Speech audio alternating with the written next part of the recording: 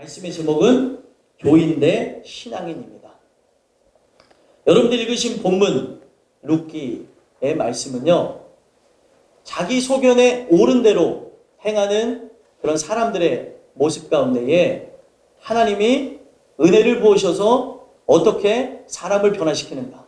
사람은 끊임없이 자기 소견에 옳은 대로 나의 뜻을 따라서 살아가는데, 하나님은 그런 우리들에게, 그런 나에게 어떻게 변화를 일으켜 주시는가에 대해서 말씀하는 책이 룻기입니다. 암울했던 시대예요. 그리고 하나님을 기만하면서 살았던 모습이 있었습니다. 사사들이 등장했을 때는 함께 찬양도 하고 은혜로 나가는 모습도 있었지만, 사사들이 죽고 난 후에는 자기의 소견에 또 옳은 대로 행하는 끊임없이 자기 길을 걸어가는 죄인들의 모습이었다는 거예요. 하나님은 그 이야기를 통해 오늘 여러분들의 얘기, 저의 얘기를 하는 거예요. 성경은 캐캐 묵은 옛날 얘기가 아닙니다. 제가 이 옛날 얘기가 아니라고 하는 거는 3년 전 설교를 제가 틀어봐서도 들어봤고 2년 전 설교에서도 제가 얘기하더라고요. 옛날 얘기가 아니라는 거.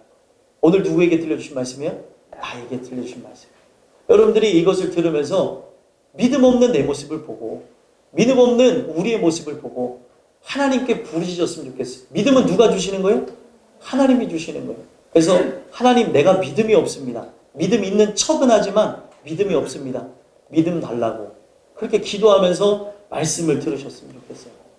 그래서 이 룻기의 내용은 죄악대로 살아가는 인생이 어떻게 은혜로 변화되어지는가에 대해서 이야기하는 모습이 잘 되어져 있다는, 잘 기술되어져 있다는 거예요. 그래서 오늘 말씀을 통해 괜찮아요.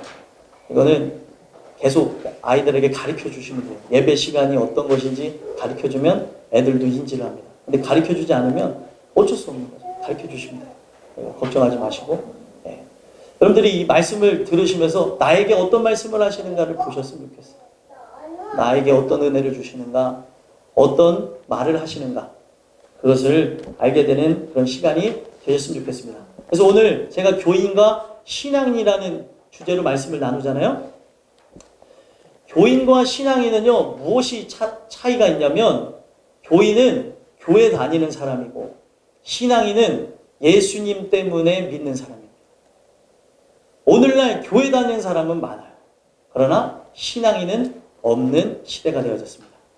우리는 교인과 신앙인의 모습을 통해 내 모습이 바로 교인의 모습인지 아니면 신앙인의 모습인지를 보셨으면 좋겠어요. 그래서 저는 이 교인이라고 하는 이것을 통해, 전에는 종교인이라고도 제가 표현을 했는데 왜 그렇게 말씀을 드렸냐면, 오르바가 룻과 함께 간다고 할 때에 돌아가라 하면서 시험거리를 딱 던져줬더니 돌아가는 모습을 보고 나오미가 한 말이 뭐냐면 자기의 신들에게로 돌아갔대요. 그러면 우리가 지금 이 자리에서 교회를 다닌다고 앉아있지만 여기는 다른 신 섬기는 사람들도 앉아있을 수 있다는 거예요. 그래서 오늘 이 말씀을 통해 나는 진짜 교인인지 아니면 신앙인인지를 보심으로 여러분들 모두가 말씀을 통해 오직 하나님만을 바라보고 그리스도만을 바라보는 참된 신앙인이 되기를 예수 그리스도의 간절히 소망합니다. 그래서 오늘 이 교인과 신앙인에 대한 말씀을 통해 4가지 하나님의 속성에 대해서 말씀을 드리고자 하는데요. 첫 번째, 하나님의 어떤 속성을 볼 수 있냐면 부르시는 하나님에 대해서 경험해야 된다는 걸 알 수 있습니다. 우리가 이 교인과 신앙인의 말씀을 통해 경험케 되는 것이 있는데 부르시는 하나님에 대해서 경험을 해야 된다는 거예요. 말씀을 보시면 1절에서부터 5절까지 내용을 보면, 엘리멜렉 가족이 모압을 이주해서 살게 됨에 따라 하나님께서 그들에게 징계를 허락하는 그런 장면을 볼 수 있습니다. 그런데 이 징계를 허락하는 장면을 보게 되어지면 사실 그들은 이스라엘 민족으로서 각 지파에 속해져 있고 그 지파에서 하나님의 뜻과 영광을 드높이면서 살아가야 되는데, 그들이 베들레헴이라고 하는 곳에서 모압으로 이주하게 되는 사건이 일어나게 됩니다. 1절 한번 읽어볼까요? 읽겠습니다. 시작.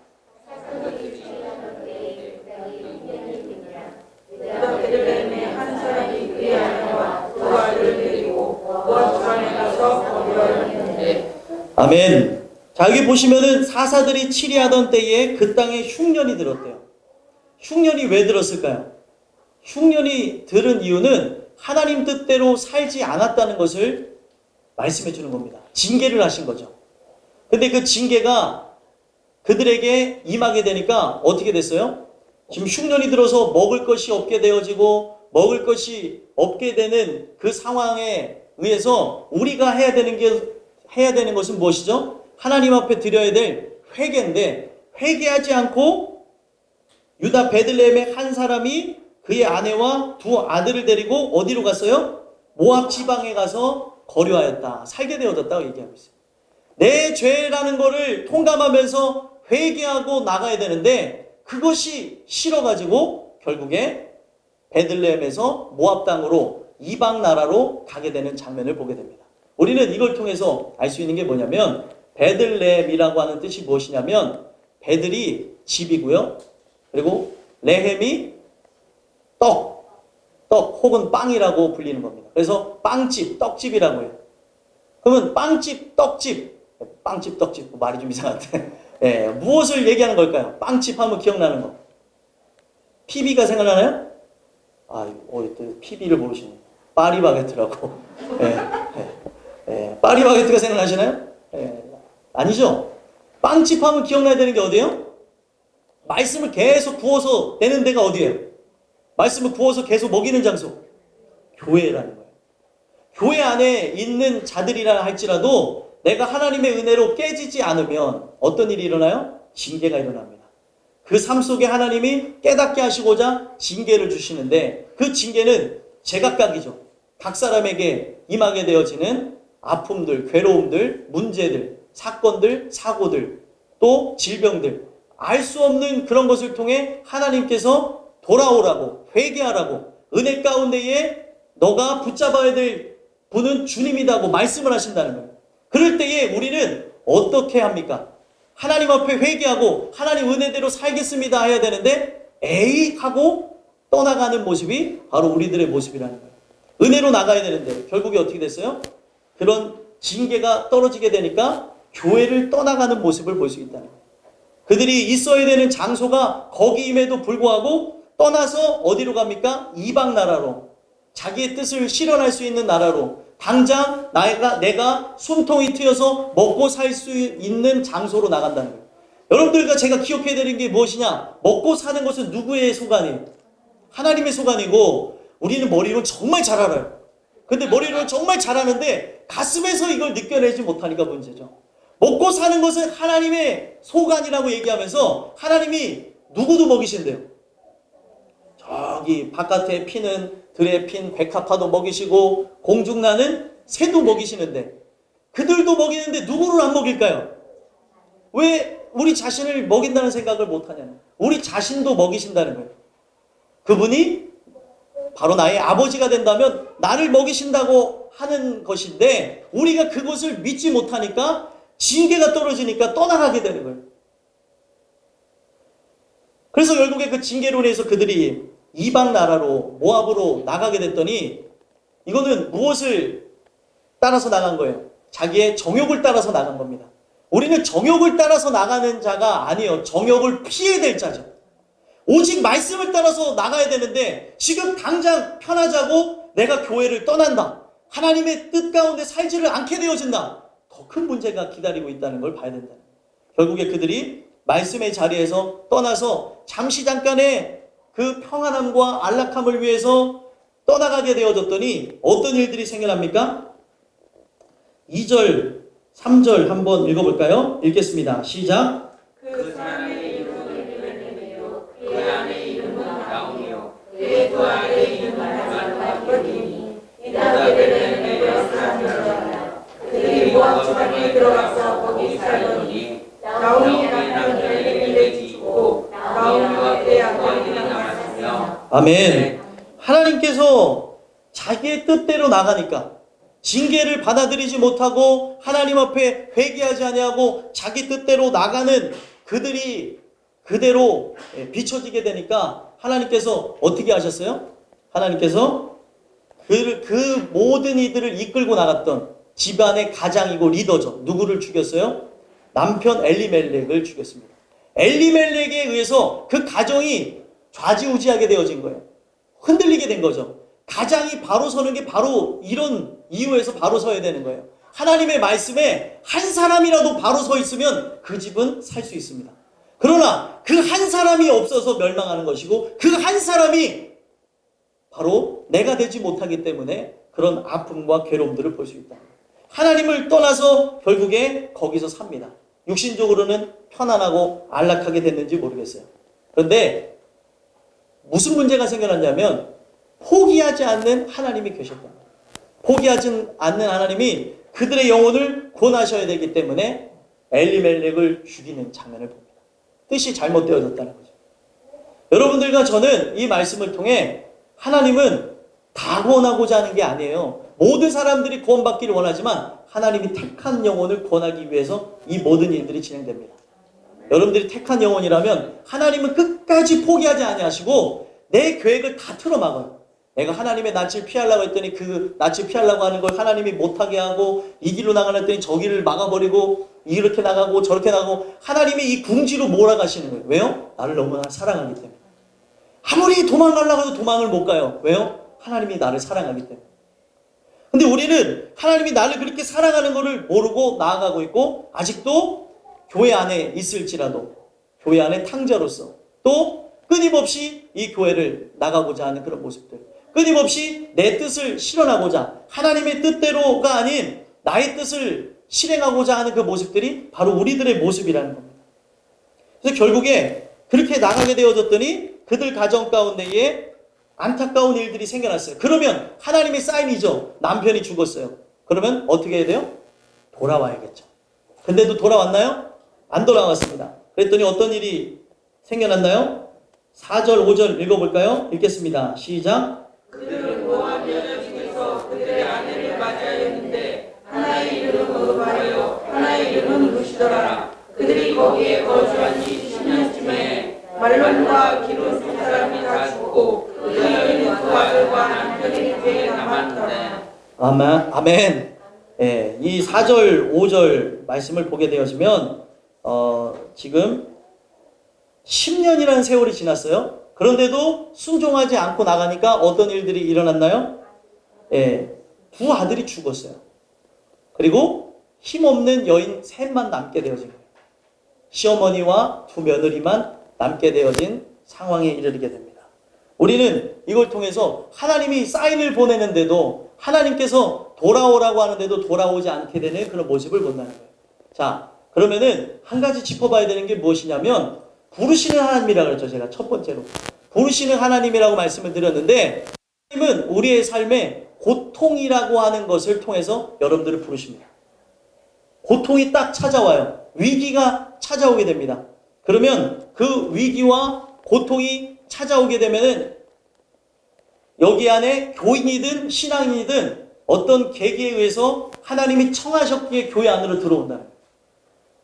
내가 지금 고통에 의해서 이 자리까지 올 수 있고 아픔에 의해서 하나님이 나를 사랑하신다고 하는 소리를 우리의 삶에 일어나는 여러 가지 하나님의 심판의 소리를 통해서 하나님의 징계의 소리를 통해서 여러분들이 오셨다는 거예요. 재산이 있었으면 못 올 분이 있고 또 내가 건강했다면 못 올 분이 있고 내가 다른 사람들보다 뛰어났다면 못 올 분이 있으니까 하나님께서는 그 모든 것을 다 걷어가시면서 중요한 게 무엇이에요? 나의 영혼이기 때문에 그 고통 가운데 나를 부르셨다. 그러면 여러분들은 그 고통의 소리, 하나님께서 나를 사랑하셔서 부르시는 그 소리를 듣고 이 자리로 오게 된 거예요. 그래서 여기에서 여러분들이 나올 때에 여러 사람들의 겉면을 통하여서 다른 이들의 이야기를 통하여서 여기까지 오게 된 것이죠. 마음이 공허해? 예수를 믿어봐. 그 예수를 믿게 되어지면 이런 부분이 해결될 거야. 그리고 우리의 삶의 주인은 하나님이셔. 그 하나님을 섬겨야 돼. 그 문제가 있다며 그 문제를 해결하실 분은 주님밖에 없어. 여러 가지 겉면을 통하여서 마음속에 공고함을 느끼고 괴로움을 느끼는 모든 사람들이 일단은 교인과 신앙이라는 구분 없이 교회로 쏟아져 들어왔다는 겁니다. 여기서는 교인과 신앙인을 구분할 수 있나요? 없나요? 아직은 없어요. 내가 교인인지 신앙인인지는 아직 알 수가 없습니다. 청함을 받아서 들어왔어요. 청함을 받아서 지금도 앉아 있습니다. 그러나 내가 청함만 받은 사람인지 택함을 받은 사람인지는 앞으로 경험해야 될 하나님의 속성, 앞으로 경험해야 될 그 하나님의 그 은혜가 내게 없다면 나는 교인이라는 거예요. 그럼 교인은 어디 갈까요? 지옥에 갑니다. 교인은 교회를 다니는 사람이에요. 교회에 가입된 사람이에요. 교인이라는 뜻이 무엇입니까? 교회에 가입된 사람이라는 거예요. 교회에 가입된 사람. 교회에 가입되어졌다고 해서 천국에 갑니까? 아니에요. 진짜 이 자리에서 만나야 될 예수 그리스도를 만나야 천국에 가는 것이죠. 근데 오늘날 우리는 이것에 대해서 머리로는 너무나 잘 알지만 내가 교회에 나온 것, 일단은 나온 것만도 엄청난 은혜죠. 내가 부르심을 받고 청함을 받고 나왔으니 얼마나 큰 은혜입니까? 하지만 거기서 청함을 받은 것으로 멈춰진다면 여러분들과 저의 삶은 고통의 연속이고 결국에 인생의 끝은 완전한 절망, 영벌에 처하게 되는 일만 있을 거라는 거예요. 소망하기는 이 주시는 말씀을 통해 여러분들과 제가 지금 이 자리에 나와 있는 것은 하나님의 은혜를 통해 부르심을 받고 나왔어요. 내 삶의 고통, 아픔, 그 괴로움이 있어서 이 자리에 나오게 됐다는 거죠. 그 괴로움까지 주시면서 내 영혼을 사랑하시는 그 하나님의 사랑을 느끼셨으면 좋겠어요. 나를 얼마나 사랑하시면 나를 포기하지 못할까? 나를 얼마나 진짜 이뻐하시면 나를 이렇게 부르셨을까? 그것을 기억하게 되는 은혜가 있었으면 좋겠습니다. 두 번째로 교인 대 신앙인이라는 그 말씀을 통해서 우리가 어떤 하나님의 속성을 볼 수 있냐면 구별하시는 하나님을 경험할 수 있다. 구별하시는 하나님. 6절에서부터 14절까지 보게 되어지면 귀향하려고 하는, 고향으로 돌아가는, 베들레헴으로 돌아가려고 하는 나오미와 두 며느리 오르바와 룻에 대해서 나온다. 자, 우리가 구별하시는 그 하나님, 일단은 하나님이 부르셔서 교회를 들어왔어요. 교회로 들어왔는데 여기서 우리가 하나님을 섬기는 목적이 무엇이냐에 따라서 갈리게 된다는 거예요. 내가 하나님을 섬기는 목적이 땅의 것을 소망을 두고 땅의 것을 사랑하게 되어짐으로 나가는 것이라면 거기서 끝입니다. 그러나 하늘의 것을 소망해서 나가는 자라고 한다면 끝까지 갈 수가 있다는 거예요. 자, 여러분들 보세요. 지금 나오미는 자신의 그 죄가로 인하여서 이 모든 일이 일어났다고 하면서 베들레헴, 말씀의 자리, 교회로 다시 돌아가야겠다. 하나님의 은혜 가운데로 돌아가야겠다고 하는 결단을 했습니다. 그의 삶 속에 일어난 하나님의 표적, 하나님의 사인들이죠. 일어났던 그 삶 속의 아픔들, 괴로움들을 통해서 하나님의 거룩한 사인을 그가 발견한 거예요. 하나님의 음성을 그가 듣게 되어진 겁니다. 음성을 꼭 여러분들 귀로 들어야 음성인 줄 아십니까? 내가 행하는 바를 보고 나는 음성을 들었다는 걸 알아야 돼요. 음성은요, 우리가 꼭 생각할 때는 뭐예요? 고정관념으로 귀로 들어야 음성이라고 생각하죠. 하나님은 이 수많은 것을 통하여서 우리에게 끊임없는 메시지를 전달하고 있다는 거예요. 내가 넘어졌는데 코가 깨졌어.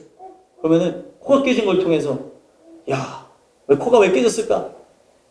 이 물리학적으로 역학에 의해서 뭐가 부족해서 쓰러져. 이런 개념이 아니라는 거죠. 단순히 넘어져서 코가 깨졌을 때, 또 넘어져서 뒤통수를 안 다쳤을 때, 또 넘어졌는데 그냥 크게 안 다치는 내 모습을 통해서도 하나님의 사인을 느끼는 사람들은, 민감한 사람들은 느껴요. 세상에는 우연히 아무것도 없거든요. 하나님이 그렇게 사인을 보낸 것을 누가 깨달았어요? 나오미가 깨닫고 결단해서 돌아간다고 하는 겁니다. 그랬더니 때마침 어떤 소식이 들려오나요? 6절 한번 읽어볼까요? 읽겠습니다. 시작. 그 여인이 모압 지방에서 여호와께 자기 백성을 부르시사 그들의 양식을 주셨다 함을 듣고 이에 두 며느리와 함께 일어나 모압 지방으로 돌아오려 하여. 아멘. 지금 베들레헴이라고 하는 자리는 하나님의 말씀이 있는, 하나님의 말씀이라고 하는 양식이 있는 장소, 그들이 그 하나님의 말씀을 먹음으로 인생에 대한 양식도 채워지는 장소입니다. 그 부분에서 어떻게 갈리게 되어지냐? 육신의 양식을 따라서 나오미를 쫓아간 사람은 거기에서 머무르게 되어지고 육신의 양식이 아닌 영의 양식을 통하여서 내가 죄인이라고 하는 것, 내가 정말로 잘못되어졌다는 걸 깨닫고 온 사람은 산다는 것이. 그래서 지금 두 며느리에게 이야기를 하죠. 어떤 얘기를 합니까? 이제 7절에 보게 되니까 유다 땅으로 돌아오려고 길을 가다가 며느리에게 얘기하는 거예요. 그들에게 시험거리가 찾아가죠. 우리가 신앙을 갖고 살아가려고 할 때 반드시 시험거리가 내가 하나님에 속했는지 아니면은 하나님에게 속하지 않았는지를 나누게 만든다는 거예요. 뭘 통해서 하나님이 구분하시는가 한번 볼까요?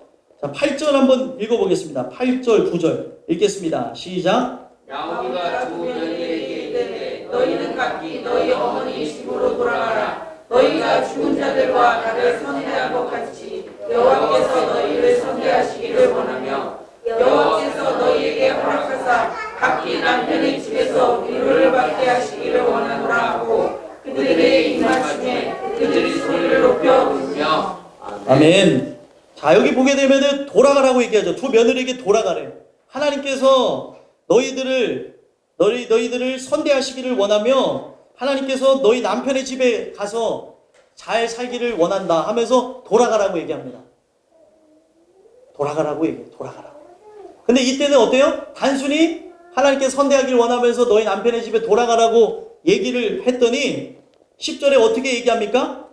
나오미에게 이르되 한번 읽어보겠습니다. 읽겠습니다. 시작. 나오미에게 이르되 아니니까 우리는 어머니와 함께 어머니의 백성에게로 돌아가는가 하는지라. 아멘. 특별한 것이 조건이 그들에게 달아지지 않으니까 돌아가라고 하더라도 돌아가지 않고 어떻게 한대요? 울면서 소리 높여 울면서 어머니와 함께 어머니 백성에게로 돌아가겠나이다 하는 거예요. 여기서도 교인과 신앙인은 잘 구분이 안 나요. 내가 하나님 뜻대로 살겠습니다. 내가 하나님의 은혜로 나가겠습니다. 할 때 교인도 그 말을 하고요. 신앙인도 그 말을 합니다. 똑같이 얘기하죠. 아, 내가 주님 뜻대로 살아야 되는데, 아, 은혜로 나가야 되는데. 이런 고백들은 다 한다는 거예요. 다. 누구나. 그랬을 때에 어떻게 되어집니까? 하나님의 시험이 들어가게 되어지죠. 나오미를 통해서, 나오미는 메신저거든요. 메신저. 그 메신저를 통해서 그들이 추구하는 바가 무엇이고 목적이 무엇이고 그들이 믿는 신이 무엇인지를 테스트를 합니다. 그러면서 나오미가 하는 말이 무엇이에요? 자, 12절 읽어보겠습니다. 시작. 나오미가 이르되 내 딸들아 돌아가라. 너희가 어찌 나와 함께 가느냐.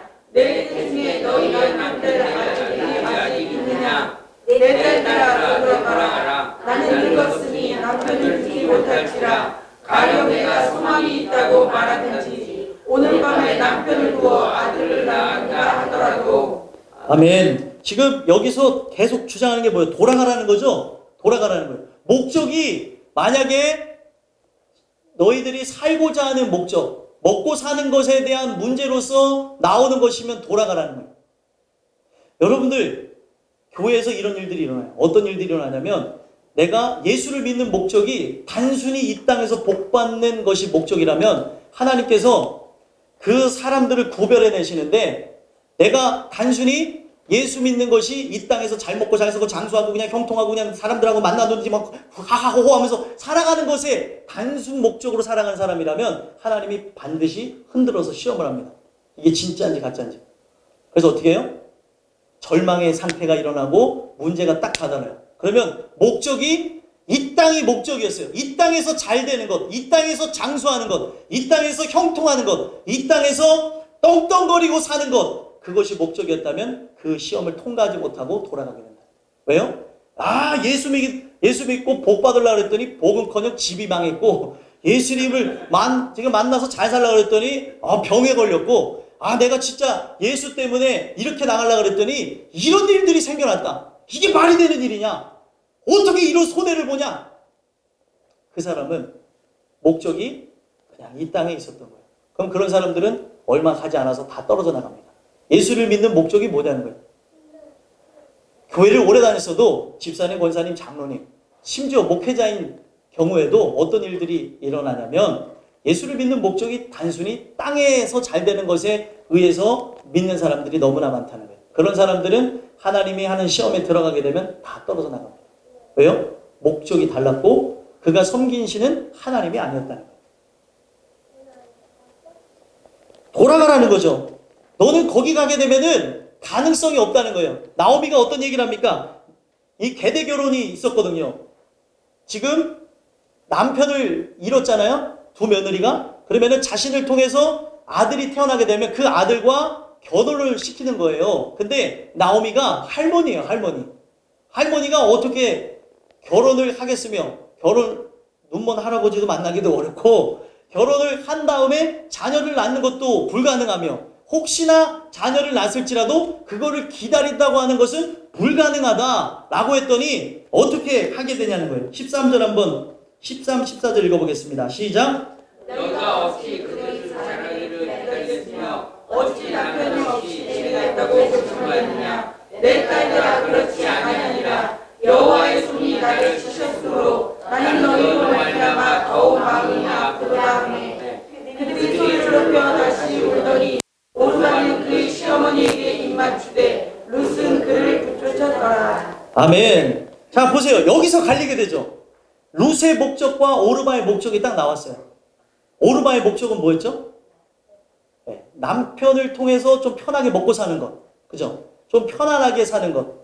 신앙을 갖는 목적이 뭐예요? 그냥 편안하게 사는 것. 이 땅에서 잘 되고 장수하고 형통하고 안 아프고 무병장수하는 것. 이게 그의 목적이었는데 이 신앙을 고수하고 나가면은 이런 일들을 경험할 수 없다고 하니까 어떻게 해요?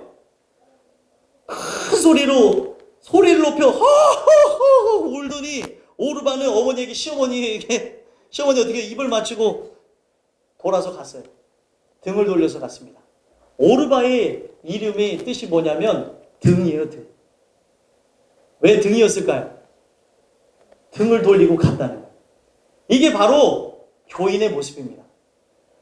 내가 만약에 하나님의 뜻과 영광을 위해서 신앙생활하는 것이 아니라면, 천국이 목적이 아니라면 모든 사람들 다 떨어져 나갈 거라는 거예요.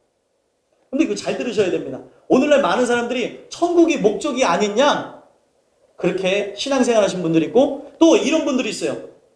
회색 분자라고. 이거는 흰색도 아니고 검정색도 아니고 회색 중간에 위치해서 하나님, 제가 하나님을 사랑하기도 하지만 그래도 좀 주셔야죠. 대부분 여기다 걸려있는 것 같지 않아요? 회색 분자? 하나님 제가 정말 사랑하죠. 하지만 그래도 이거 주셔야죠. 이것도 해주셔야죠. 저것도 해주셔야죠. 진짜 신앙은 뭐냐면 회색이 아니에요. 흰색이면 흰색, 검정색이면 검정색. 아멘들이 안 나오시는데. 이게 참신앙이에요. 이게 참신앙. 우리들의 모습이라는 거예요. 내가 정말 예수를 믿는 목적이 뭐냐는 거예요. 내가 예수를 믿는 목적은 오로지 영생을 얻기 위함이라는 거죠. 내가 그 죄 문제를 해결받고자 하는 자라면 끝까지 함께 가겠지만 그러지 아니한 자, 목적이 달랐어요. 진짜로 내가 나오미를 쫓아가는 목적이 단순히 이 세상에서 잘 먹고 잘 사는 것이었다면 하나님은 그 문제에 시험거리를 주심으로 다 떨어져 나가게 합니다. 왜냐하면 잘못 쫓아왔다는 거예요. 너는 가짜라 이거죠. 너의 길을 가라는 거예요. 여러분들과 저는 이 주시는 말씀을 통해서 하나님께서 우리를 구별해 내신다는 걸 보셨으면 좋겠어요. 진짜와 가짜를 구별해내요. 진짜는 끝까지 갑니다. 말씀을 사랑해서 나가는 사람, 진짜로 하나님의 영광을 위해서 천국을 소망하면서 나가는 사람은 끝까지 가겠지만 그러지 아니한 사람은 언젠가 계속되어지는 시험거리에 의해서 떨어져 나갈 수밖에 없어요. 왜요? 알곡이 아니기 때문에, 열매가 차 있지 않기 때문에, 바람에 부르시는 하나님의 그 역사하심을 통해 혼날려 버리는 것이 여러분들과 저의 인생일 수가 있다는 거예요. 주시는 이 말씀을 통해 여러분들과 다시 한번 봤으면 좋겠어요. 하나님께서 구별하셔요. 내가 목적이 무엇인지 또 듣게 하세요. 너는 목적이 뭐냐는 거예요. 예수를 믿는 목적이 뭐냐? 우리 모든 사람들에게 질문하시는 거예요. 너 왜 믿냐? 하나님께서 너가 믿는 목적이 이와 같지 않으면 돌아가라는 거예요. 너의 길을 향해서 나가라는 거예요. 하나님은 정말 무서우신 것 같아요. 저에게도 이 말씀 먼저 주시고, 네가 진짜 나를 믿는 목적이 뭐냐? 이 목적이 아니면 너도 가라. 너도 아웃이야. 왜요? 너 가짜라는 거죠. 여러분들도 마찬가지입니다. 저에게 주셨던 말씀 여러분들에게 전달해 드리면서 드리는 말씀이 여러분들의 목적이 그런 목적이 아니면 돌아가라는 거예요. 세상을 향해서 가시라는 거예요. 아웃이라는 겁니다. 근데 우리는 내가 내 길을 걸어가면서 허허 울면서 가면서 어떻게 생각해요? 그래, 여기서 나가는 게 잘 되는 것이다 하고 나가는 것이라고 생각하지만 성경은 어떻게 얘기하고 있어요? 네가 네 발로 나가는 것이 아니라 내가 너를 내보냈다고 얘기하고 있어요. 왜요? 가짜이기 때문에. 저는 땅끝교회 모든 식구들 인원이 적어도 좋아요. 여기 있는 인원만이어도 좋습니다. 앞으로 더 부흥이 안 일어나도 좋아요. 하지만 일어나도 좋겠죠. 안 일어나도 좋지만 여기 있는 모든 사람들이 다 알고 계셨으면 좋겠어요. 하나도 떨어지지 한 알도 떨어지지 않는 자들이 됐으면 좋겠습니다. 네. 여러분들이 이 말씀을 통해 여러분들과 저 자신을 보게 되기를 간절히 소망합니다. 세 번째로는요. 우리가 교인과 신앙이라는 말씀을 통해 하나님의 어떤 속성을 볼 수 있냐면 시험케 하는 하나님의 속성을 경험할 수 있다는 거예요. 시험케 하시는 하나님. 15절서부터 18절까지 말씀을 통해서 알 수 있게 되어지는데요. 지금 모질게 해서 누구를 떨궈냈습니까? 오르바가 이름 그대로 등을 돌리고 이름이 등이에요. 그 룻의 이름은 뭐냐? 친구예요. 친구. 끝까지 가겠다는 거죠. 친구는 어떻게 해요? 친구가 부자일 때도 친구고 가난할 때도 친구고 아플 때도 친구고 눈물 흘릴 때도 친구고 친구는 그렇죠. 친구 없는 사람들처럼 왜 그래요? 친구는 그렇잖아요. 실제로. 근데 이 친구가 뭐냐는 거죠. 신실한 친구. 정말 주님이 친구가 되길 원하는 룻만 남았던 거예요. 그러면서 룻에게도 또 다시 한번 모질게 남아있는 룻에게 나오미가 어떤 말들을 합니까? 15절 읽어보겠습니다. 읽겠습니다. 시작. 나오미가 또 이르되 보라 내 동서는 그의 백성과 그의 신들에게 돌아가니 너도 너의 동서를 따라가라 하니. 아멘. 지금 허허허 울면서 돌아가는 오르바가 앞전에 나왔고 지금 또 다시 누구에게 얘기해요? 룻에게 얘기하는데 너도 내 동서를 따라 돌아가라는 거예요. 내 동서를 따라 내 백성 그의 신들에게로 돌아가라. 제가 왜 종교인이라는 단어를 썼는지 아시겠죠? 우리가 진짜 이 안에 교인으로서 또 신앙인으로서 앉아있다고 하지만 내가 섬기는 분이 성경에서 말씀하시는 하나님이 아니라면 우리도 종교인이에요. 그들의 신이 있는 거예요. 하나님이라고 포장되어진 신을 내가 섬기고 있는 겁니다. 그래서 제가 그 단어를 자꾸 쓰는 거예요. 종교인이라는 단어를. 그 백성과 그 신들에게로 돌아가라 그랬습니다. 그러면은 너도 만약에 가짜라고 한다면 네가 믿는 하나님이 세속적이고 그리고 이 땅에 있는 것을 찾게 하고 이 땅에서 부유한 것과 이 땅에서 고통이 없어야 되는 것과 세속적인 것, 진짜 세상적인 것 그리고 눈에 보여지는 현란한 것을 따라서 나가길 원한다면 너도 내 동서와 함께 그들의 신들에게로 가라는 거예요. 너는 이 신이 네가 섬기는 신은 바로 나의 신하고 다르다는 거예요. 나가라는 거죠. 돌아가라는 말을 왜 이렇게 많이 하는지 모르겠어요. 돌아가라는 거예요. 가짜면 돌아가라는 거죠. 그랬더니 이 룻이 진짜예요? 가짜예요? 진짜입니다. 룻은 단순히 그냥 어머니를 쫓아가겠다는 게 아니었습니다. 자, 읽어볼까요? 16절을 읽어보겠습니다. 시작.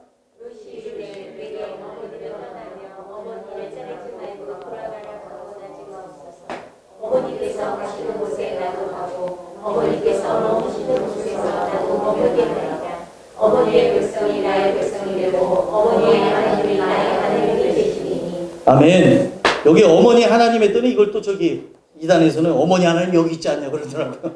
그런 얘기가 아니고요. 나오미의 하나님이 바로 자기의 하나님.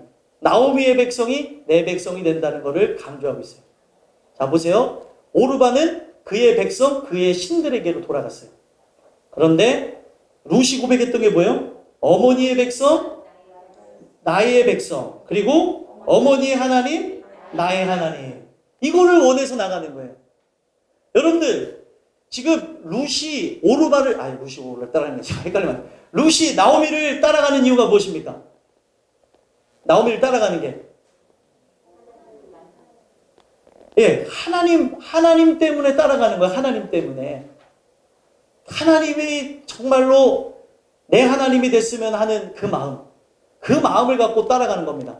여러분들, 이 얘기는요, 단순히 룻이라고 하는 여인이 나오미를 좋아해서 쫓아가는 것이 아니라 나오미 입에서, 메신저로 하나님이 부르셨던 나오미 입에서 표현되어지고 또 선포되어지고 또 증거되어졌던 그 하나님의 말씀이 참이라고 여겼기 때문에 따라가겠다는 거예요. 그리고 오늘날도 마찬가지입니다. 그 나오미의 하나님이 자기 하나님이 되어져야 되는 것처럼 오늘도 하나님께서는 부족하고 연약하지만 제 입술을 통해서 표현되어지는 하나님이 여러분들의 하나님이 되셔야 돼요. 제가 사람 얘기를 하는 것도 아니고 제 감정을 얘기하는 것도 아니고 성경 말씀을 얘기하는데 이 말씀을 믿을 수가 없다면 나가셔야죠. 이 말씀이 진짜 참이 아니라고 생각한다면 떠나셔야겠죠. 그러나 우리는 다 죄인이어서 제가 이 말씀을 받을 때도 못 믿을 때도 있고 또 우리는 이 말씀을 받을 때도 정말로 이걸 어떻게 실행하나라고 하면서 말씀을 받을 때가 있습니다. 그래서 기도해야 된다는 거예요. 근데 그래서 기도하라고 그것을 우리에게 주셨는데 기도를 안 하고 버티고 기도를 안 하고 내 힘으로 하려고 하니까 좌절하고 쓰러지고 그것에 의해서 계속 올무가 되어져서 나가는 겁니다. 여러분들, 말씀은 부족하지만 연약하지만 저를 통해서 증거되고 있어요.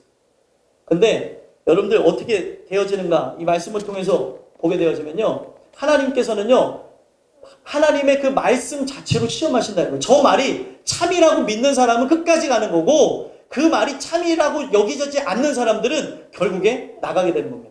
나갔다가도 거기서 어떤 하나님의 은혜를 통해서 구원하실지 안 하실지는 제 소관은 아니에요. 근데 지금 전파되어지는 이 말씀이 참이라고 믿는 자들만 함께 가는 거라는 거예요.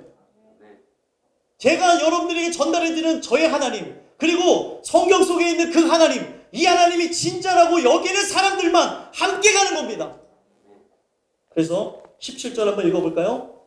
룻이 어떤 고백을 하는가? 한번 읽어보겠습니다. 시작. 어머니께서 죽으시는 곳에서 나도 죽어 거기 묻힐 것이라. 만일 내가 죽는 일 외에 어머니를 떠나면 여호와께서 내게 벌을 내리시고 더 내리시기를 원하나이다 하는지라. 아멘. 네. 지금 어머니께서 죽으시는 곳에서 나도 죽어 거기 묻힐 것이라. 당신의 하나님이 참이기 때문에 내가 그 하나님과 끝까지 가겠습니다. 하나님께서 오늘 우리에게 주시는 말씀이에요. 그냥 우리의 생각을 따라서 나가는 것이 아니라 하나님의 말씀이기 때문에 그렇게 여러분들에게 권면해 드리는 거예요. 때로는 제가 여러분들한테 권면을 해드릴 때가 있어요. 때로는 하나님의 말씀을 증거할 때도 있고, 근데 그게 사람의 말이라고 여긴다면 서운하게 될 때도 있고, 또 이것이 왜 선포가 되었는지, 왜 이 말을 목회자로서 줬는지를 알지 못하면 저를 오해할 수 있습니다. 그러나 제가 전달해드린 것이 사람의 말이 아니고 하나님의 말씀으로 여겨진다면 함께 그걸 믿고 나가는 거예요. 우리가 그것을 감당할 수 없다면 기도도 하는 것이고, 감당할 수 없다면 우리는 당연히 감당할 수가 없죠. 그분이 믿음 주셔야 그걸 할 수 있는 것이고, 힘 주셔야 할 수 있는 것이고, 능력 주셔야 하는 것인데, 능력 주시는 자 안에서 할 수가 있는 것이지, 능력을 그분이 준 일이 없는데, 구한 일이 없는데 주실 일이 있겠습니까? 지금 기도해야 될 때인데 기도하지 않으니까 우리의 삶에 계속되어지는 절망과 계속되어지는 시험거리와 계속되어지는 유혹과 죄악에 물든 세력들이 계속 여러분들을 흔들어 놓는 거예요. 우리는요, 하나님의 말씀을 믿고 나가세요. 근데 이 하나님의 말씀이 참이 아니라고 계속 선포하는 세력들이 있어요. 성경에 보니까 서신서도 보게 되면은 이 말씀을 믿을 수 없는 사람의 입에서, 이 말씀을 따라서 살 수 없는 사람의 입에서 그것에 대해서 오해나 오인이나 거짓 교사로 보는 일들이 생겨납니다. 그래서 사도 바울이 그렇게 싸웠던 게 뭐냐면, 나는 거짓 교사가 아니라는 거예요. 나는 참 하나님의 사람이라는 거예요. 저 좀 믿어주세요. 저 좀 믿어주세요. 저 이런 사람 아닙니다. 했는데 사람들은 그걸 믿어요, 안 믿어요? 안 믿어요. 믿는 사람도 있겠지만 안 믿어요. 안 믿는 사람은 자기 길을 걸어가는 거고, 그걸 믿는 사람은 거기서 회복되어지는 부분들이 일어납니다. 그 말에 대해서 그 말을 믿을 수가 없으니까 결국에 사도 바울이 전하는 그 말이 하나님의 말씀인데 그 말씀을 믿을 수가 없으니까 일어났던 현상이 뭐예요? 사도 바울이 거짓 사도라고 하면서 몰고 가는 일들이 일어난 거예요. 거짓 사도다, 거짓 사도다. 저거는 탐욕에 의해서, 죄악에 의해서, 저의 생각에 의해서, 죄악된 것에 의해서 나왔다고 하면서 결국에 어디까지 가는 거예요? 그 사람이 잘못되어졌으면 내가 그 말을 안 믿어도 되거든요. 그런 문제로 나가는 거예요. 이거는 2000년 전에 있었던 역사가 아니라 지금도 일어나는 역사예요. 우리 모두가 함께 보고 회개해야 될 일이고 함께 하나님의 말씀을 내가 훼손하는 것이었다면 이건 김유선의 말이 아니라니까요. 잘 들으셔야 됩니다. 하나님 말씀이에요. 하나님 말씀. 저는 한 번도 제 말이라고 하면서 전달한 적이 없고 제가 누구를 표적으로 한 적이 없습니다. 근데 이 말이 여러분들을 콕 하고 찔렀다면 하나님이 찌르신 거예요. 그러면 그것에 대해서 내가 순종할 수 없다면 순종할 수 없는 내 자신을 보면서 순종하게 해달라고 기도해야죠. 불평불만 원망하고 그것에 대해서 답답해하는 게 아니라 거기서 멈추는 거. 답답해하면 기도는 그래서 존재하는 게 아니라는 겁니다. 오늘 그걸 믿게 해달라고 오늘도 기도해야 되는 거예요. 하나님 날 좀 도와주세요. 내 믿음이 여기까지입니다. 날 좀 도와주세요. 내가 진짜 믿음 좋은 줄 알았는데 제가 믿음이 제일 없었네요. 제가 바로 교인이었네요. 제가 바로 종교인이었네요. 제가 바로 죽일 사람입니다. 이것을 원하는데 아직도 자기 의에 취해 있으니까 자기를 숨겨가면서 나가니까 변화가 없는 거예요. 이것에 대한 결과는 이렇게 계속 숨겨나갈 수 있어요. 사람을 속일 수 있고 모든 사람도 속일 수 있고요. 나는 거룩한 척하면서 다 속일 수 있습니다. 그러나 끝이 와요. 끝. 그 끝날 때는 내 것이 다 드러나는 날이 올 거라. 하나님 말씀을 함께 간 사람만 같이 가는 거예요. 하나님 말씀이라고 여기는 사람.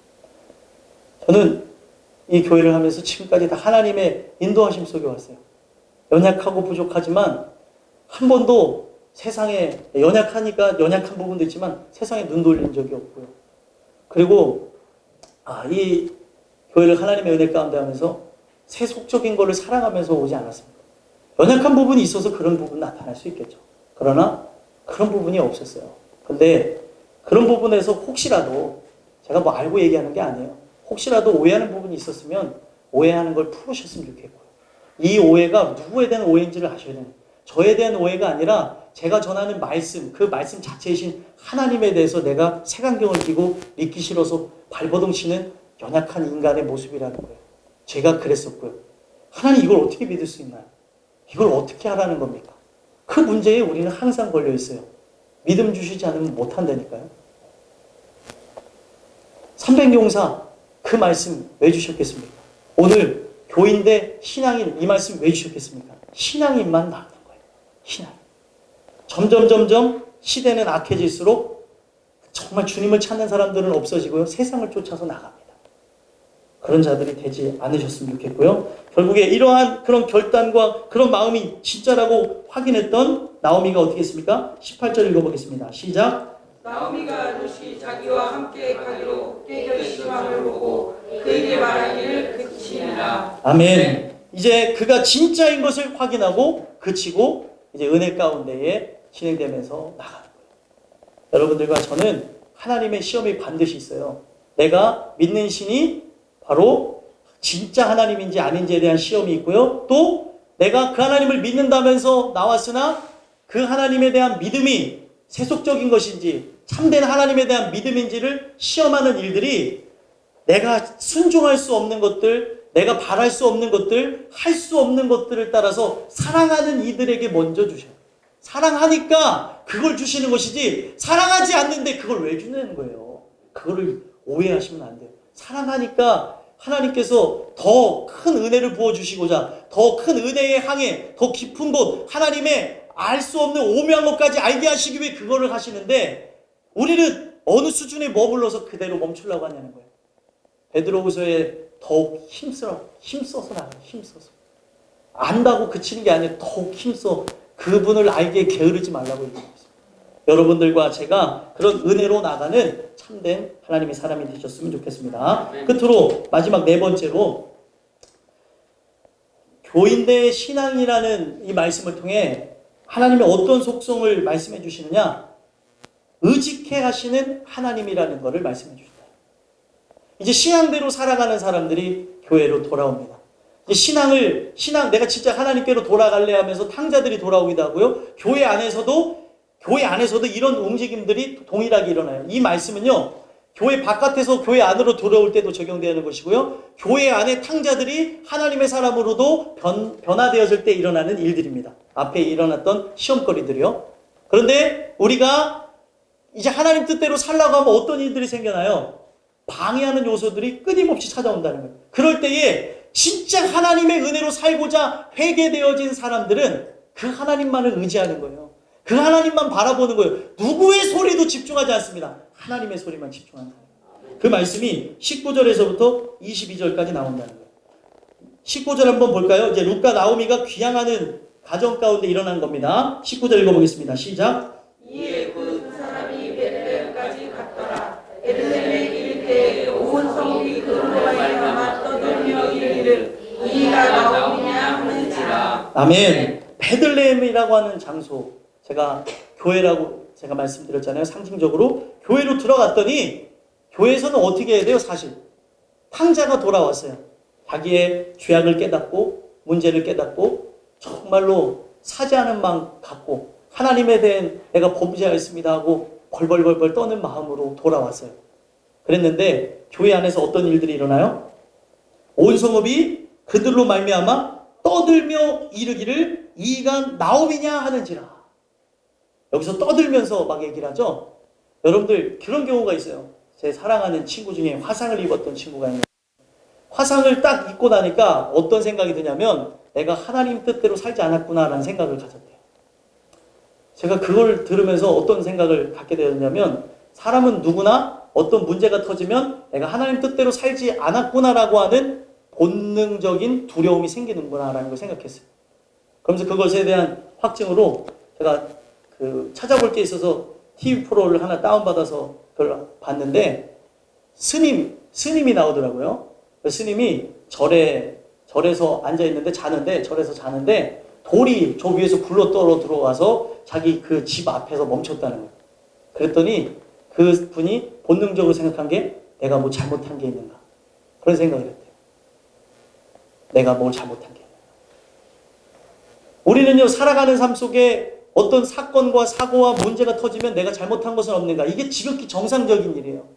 근데 여기서 은혜가 있는 사람은 거기서 멈추는 게 아니라 끝까지 나가게 되는 거죠. 세상 사람들은 거기서 끝납니다. 두려움이 잠깐 엄습했다가 거기서 멈춰버려요.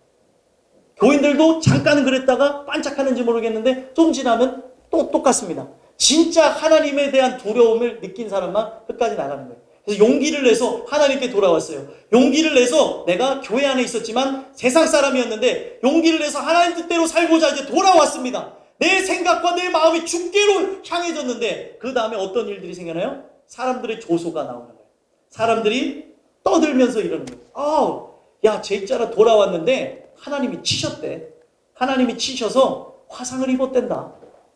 제 친구가 화상을 입고 생사를 오고 가면서 회복을 한 다음에 제일 먼저 생각난 게 하나님께로 돌아가야지 하고, 진짜 얼굴이 완전해지지 않은 상태에서 교회를 갔더니 사람들이 뒤에서 쑥덕쑥덕대 수근수근 대면서 하는 말이 저거 하나님 뜻대로 살지 않더니 의도 터져서 왔네.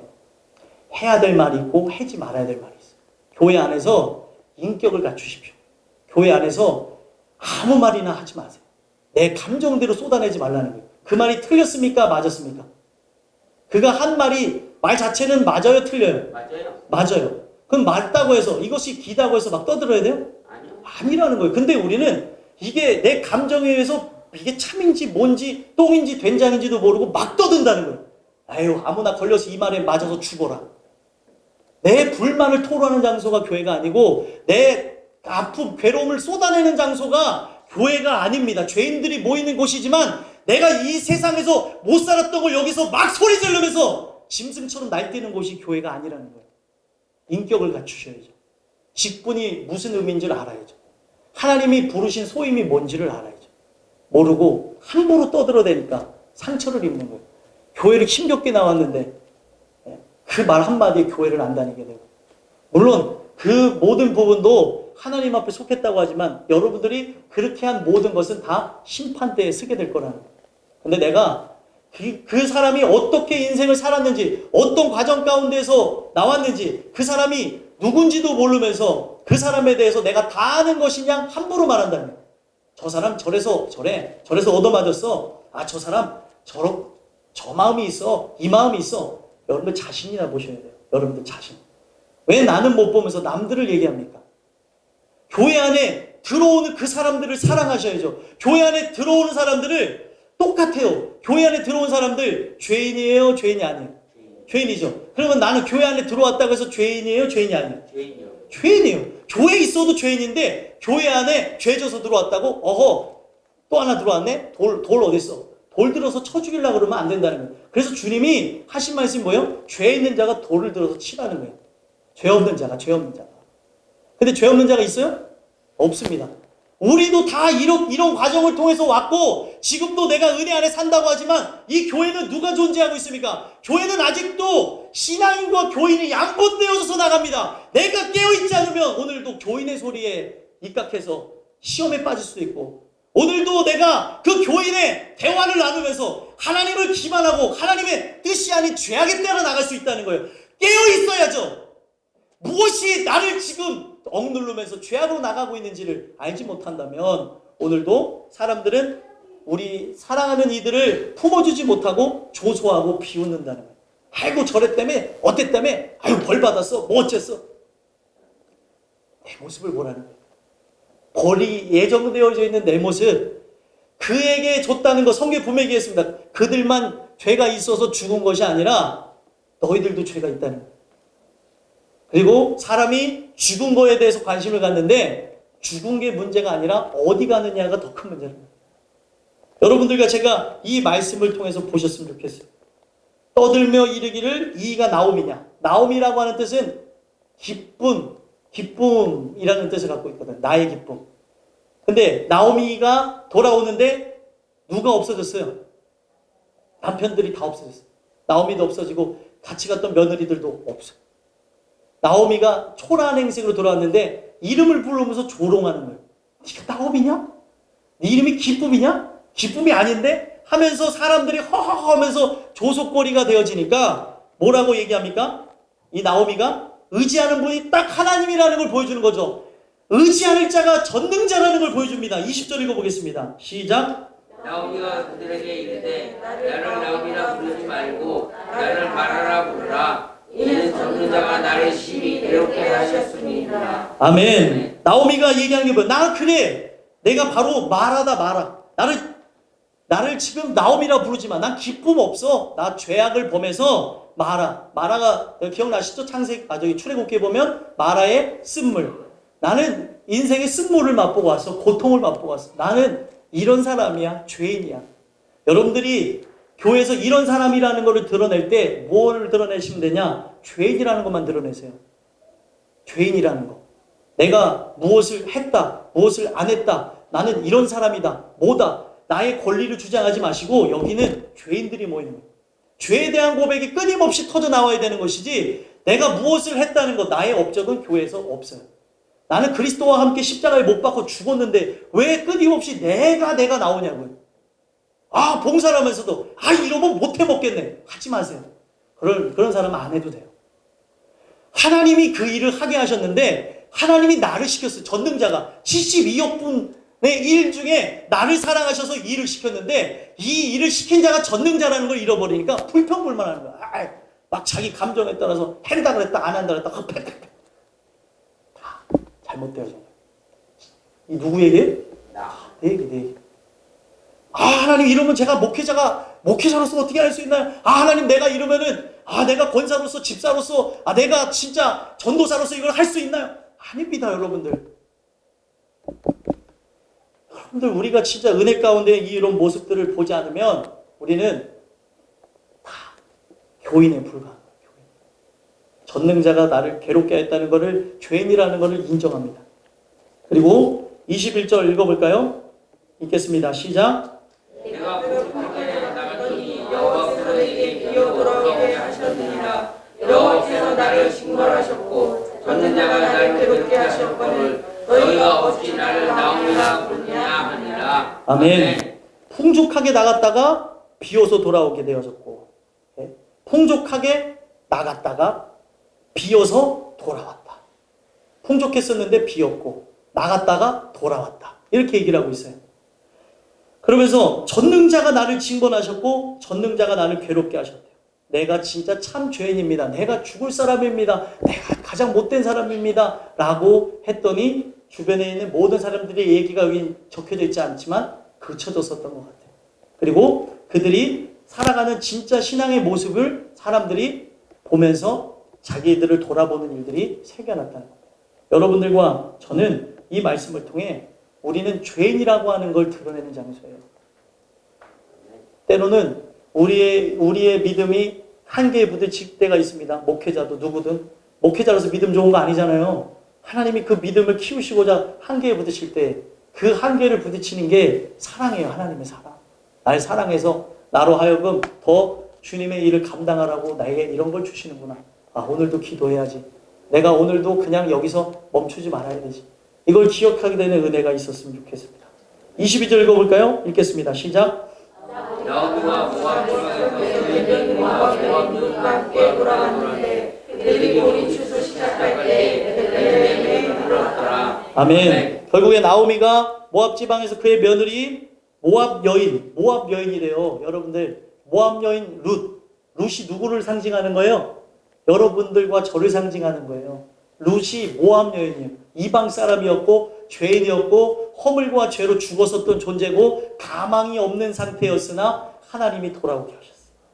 돌아왔는데 은혜가 이제 시작될 것이 암시가 되어지면 끝나죠. 뭐라고 하면서 끝납니까? 보리 추수 시작할 때에 베들레헴에 이르렀더라. 내가 정말로 아버지 집에 돌아와 보니 떠나갔던 내 마음이 한 주간 내가 마음이 떠나갔을 수도 있어요. 떠나갔다가 마음이 돌아왔더니 여기가 하나님의 빵집이에요. 하나님의 떡집이고 여기서 생명이 있고 여기서 은혜가 있구나라는 걸 알게 하시는 거죠. 아, 내가 돌아가면 안 되는구나. 내가 하나님의 뜻 가운데 나가야 되는 거구나. 내가 돌아와야 되는구나.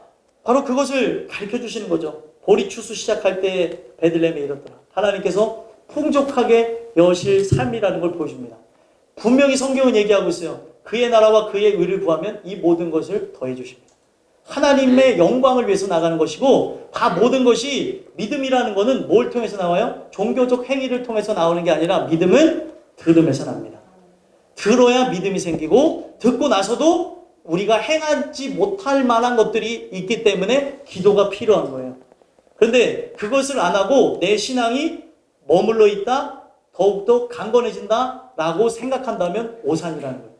왜 하나님이 나오미와 룻을 붙여놨고 베들레헴으로 돌아가게 했는지를 기억하시면서 우리가 의지해야 될 대상은 다른 것이 아니라 하나님 한 분이라는 거예요. 하나님 한 분만 의지하는 자는 어떠한 조소가 이 교회에 있고 어떠한 누명을 쓰고 괴로움이 일어나고 내가 정말로 진짜 나 이런 사람 아닌데 하면서 여러분들이 그런 일들이 교인들에게도 일어날 수도 있죠. 교인 사이에서.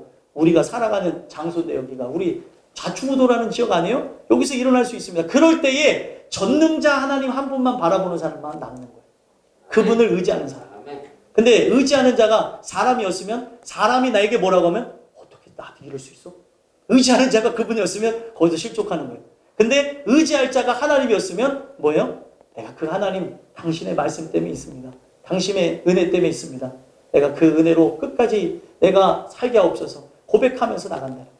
소망하기는 여러분들과 제가 이 주시는 말씀 가운데에 이러한 은혜가 넘쳐나는 사람들이 였으면 좋겠어요.